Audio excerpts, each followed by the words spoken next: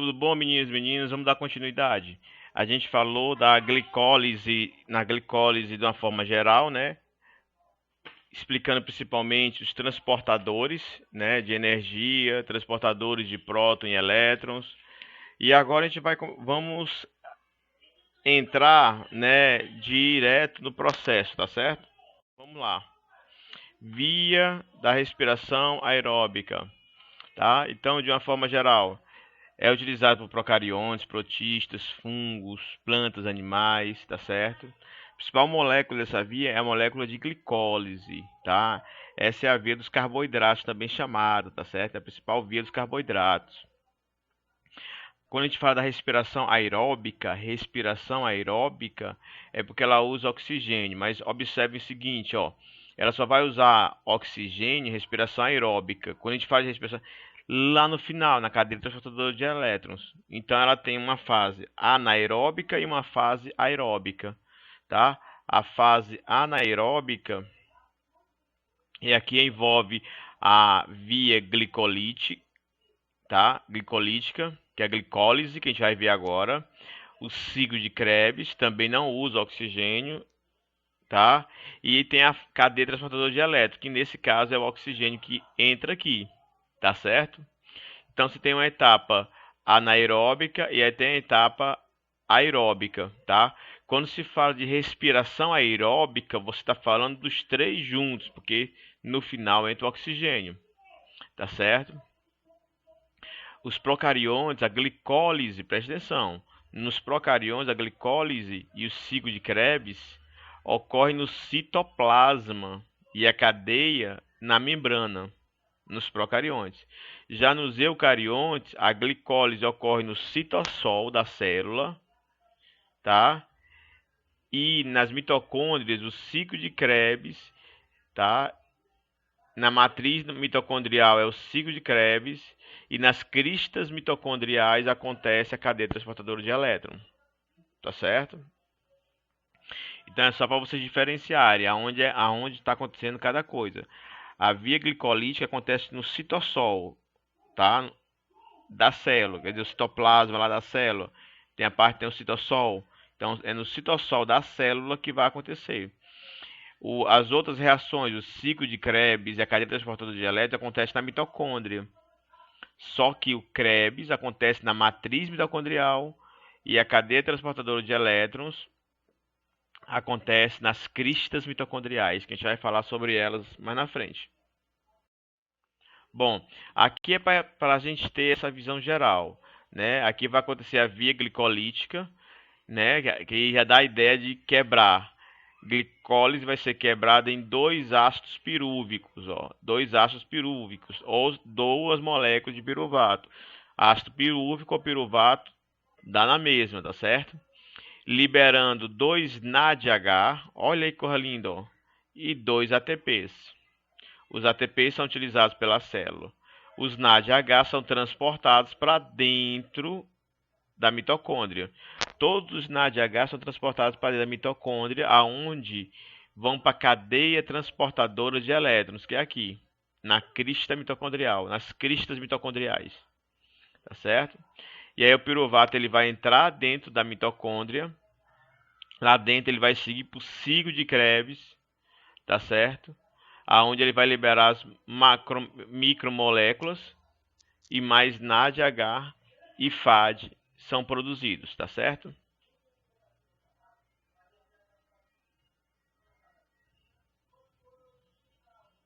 Tá bom? Então vamos em frente. Que é o da musculatura e do tecido adiposo. Esse tipo 4 aqui é esse rapaz aqui, ó. Por isso que ele é dependente de insulina. Por que ele é dependente de insulina, Eduardo? Simples.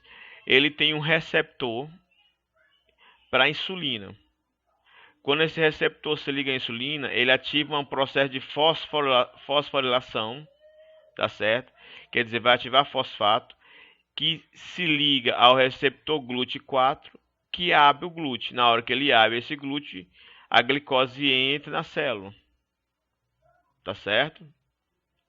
Essa glicose vai entrar na célula, segue na via glicolítica. E o que não é utilizado pela via glicolítica é armazenado na forma de glicogênio. Deu para entender? Isso na musculatura, tá? Musculatura e tecido adiposo, né? O que não é utilizado pela célula vai ser armazenado na forma de glicogênio, tá certo? Esse aqui é o exemplo de GLUT4, tá certo? Esse aqui é o exemplo da estrutura do GLUT4, tá bom? Tá certo? Então, esse é dependente de insulina, tá? Então, você toma insulina justamente para ele poder entrar nas células musculares.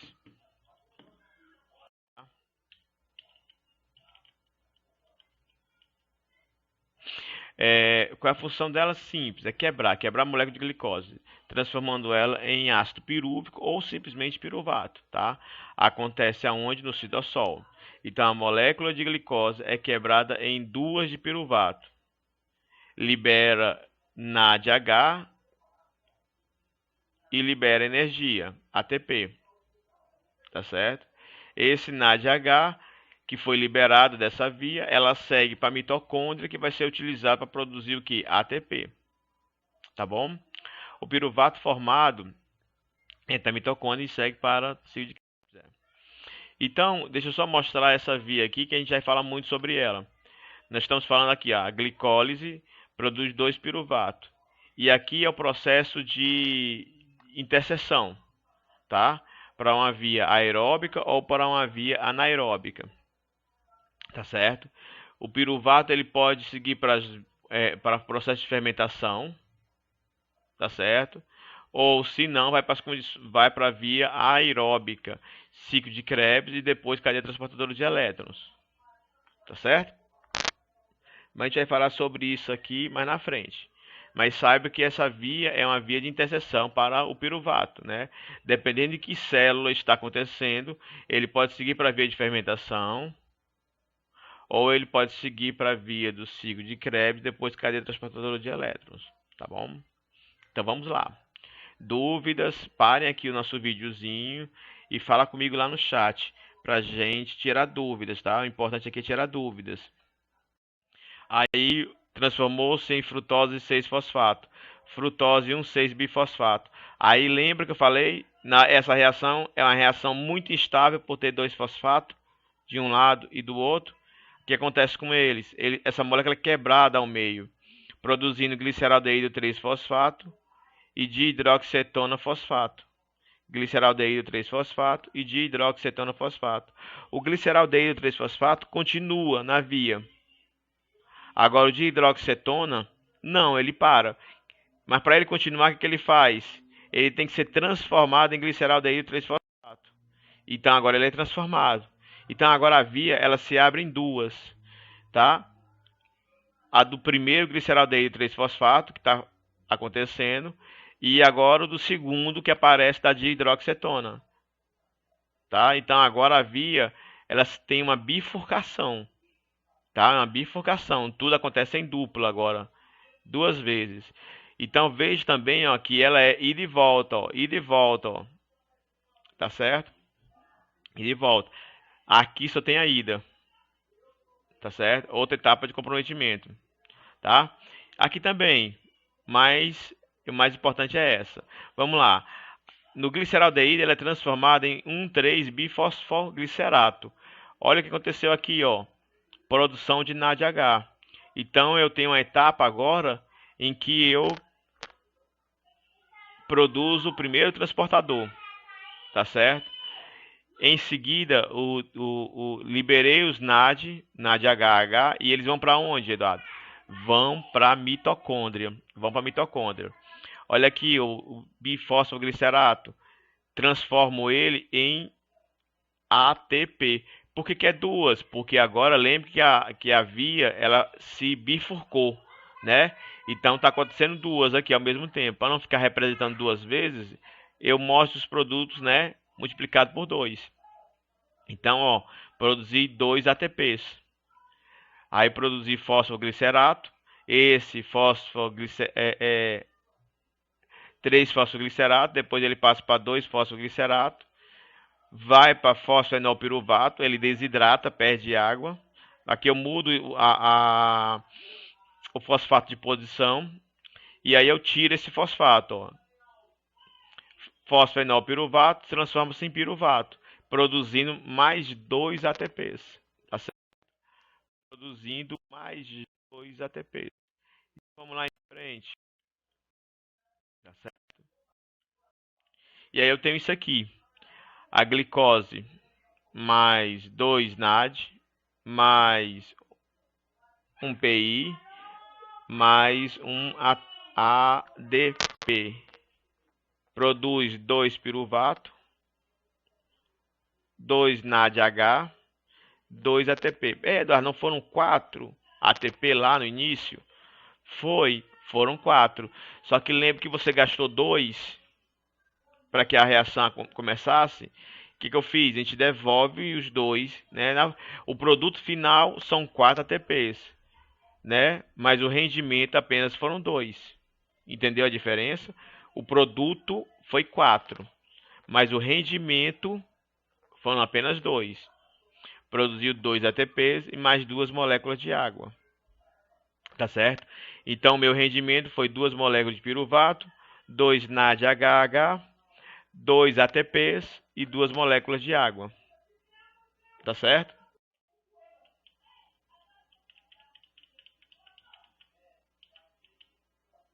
Aí eu tenho 3 etapas de comprometimento, que são as enzimas que regulam essa via.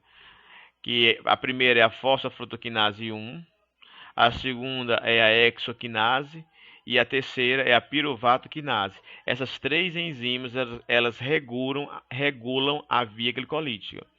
Eduardo, como é que elas fazem essa regulação? Pela concentração de ATP no final da via. Se a célula produzir muito ATP, a célula tem uma tendência a ficar um pouco mais ácida, altera o pH, queda de pH ácido, tá? Qual é a consequência? Alta quantidade de ATP para a fosfofrutoquinase 1. Lembra? Essa etapa que vai determinar a bifurcação. E aí o que eu faço? Eu parei a fosfofrutoquinase, começo a parar também quem? A exoquinase. Transforma a glicose em glicose 6-fosfato. Então, não volta mais para a glicose, continua como glicose 6-fosfato. Parou. Tá certo? E a glicose não continua mais. E também para a piruvatoquinase, que é a última enzima. Lembra lá da última enzima? Transforma fosfoenolpiruvato em piruvato. Então eu desidratei a molécula e agora eu tiro o fosfato, né? Tirei o fosfato. Só que o que acontece agora? Devido ao excesso, eu paro o piruvato. E aí ela fica na forma de fosfoenolpiruvato. Tá certo? Então são 3 enzimas de parada. Outra coisa também que causa queda, né, parada dessa via, é o pH, a alteração do pH. Na hora que a musculatura está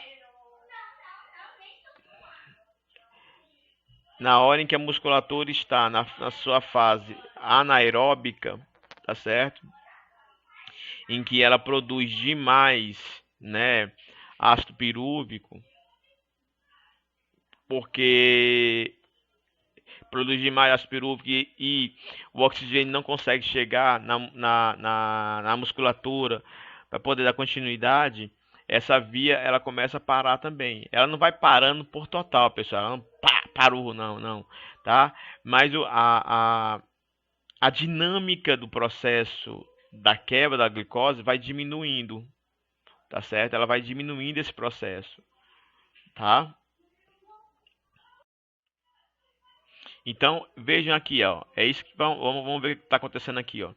Em repouso. Em repouso. Quando você está em repouso, você não está contraindo nem relaxando, certo? Nem contraindo nem relaxando. O que vai acontecer aqui? Começa a acumular ATP na musculatura. Começou a acumular ATP na musculatura. O que acontece? Começa a parar a fosfofrutoquinase, certo? Que começa a concentrar quem? Frutose 6-fosfato. Essa via para cá, tá? Essa via parou aqui, ó. O que vai acontecer? duas coisas acontecem agora na sequência. Frutose 6-fosfato começa, lembra que tem a ida e a volta, ela começa a voltar na forma de glicose 6-fosfato e esse cara não consegue voltar mais para cá, porque a hexoquinase, ó, a hexoquinase parou também. E aí o excesso de glicose 6-fosfato que começa a aparecer, e aí o excesso de glicose 6-fosfato aqui, que não consegue voltar para ser glicose, ele é armazenado no músculo na forma de glicogênio, certo? Parei o PFK, que é a fosfofrutaquinase, e também parei quem? A piruvato quinase. E aí essa via para, vai diminuindo, porque o ATP está acumulando. Mas na hora que a pessoa faz exercício físico, durante o exercício físico, o que acontece? Ó, eu começo a consumir esses ATPs, então a concentração dele começa a cair. Consequência, ativa a inibição da PFK para também a inibição da hexoquinase e para também a inibição sobre a piruvato. E aí a via começa a seguir. Aquela glicose que foi armazenada na forma de glicogênio, agora começa a ser absorvida, glicose 6-fosfato, e ela volta para a via de novo para ser absorvida e ser transformada. Tá certo? Tá bom?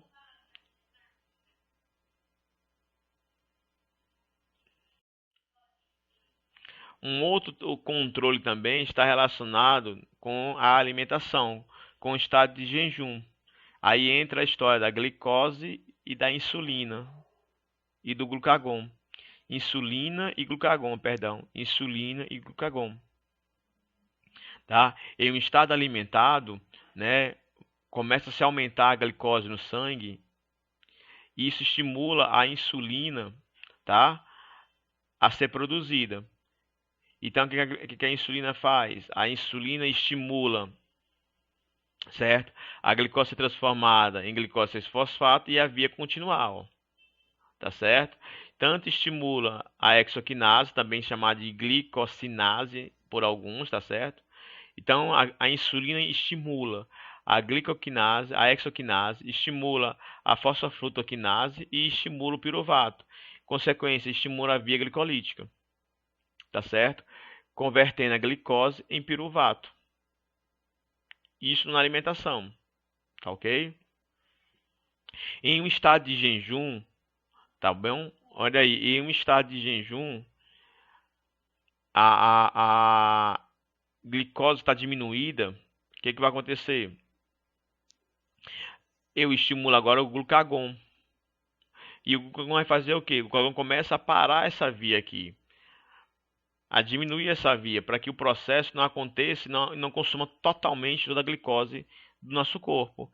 Então ele começa a inibir essa via, inibindo as três enzimas, a hexoquinase, a fosfofrutaquinase e a piruvato-quinase. Por isso que essas três enzimas são muito importantes para a gente. Por isso essas três enzimas são etapas de comprometimento e controle da via glicolítica, tá certo? Então a insulina estimula essas três e o glucagon ele diminui a atividade das três. Lembre, eu vou diminuir e vou estimular, tá? Aumentando e diminuindo, tá certo? Parar, não. A gente não consegue parar essa, a não ser que acabe totalmente o processo, tá certo? Mas vocês vão entender que nunca acaba. Se não tiver glicose, a gente vai produzir, pegar outras moléculas e transformar em glicose para que essa via continue, tá? Que é a gliconeogênese, que é um processo que a gente vai ver mais lá na frente. Tá? Bom, meninos e meninas, viu como é simples?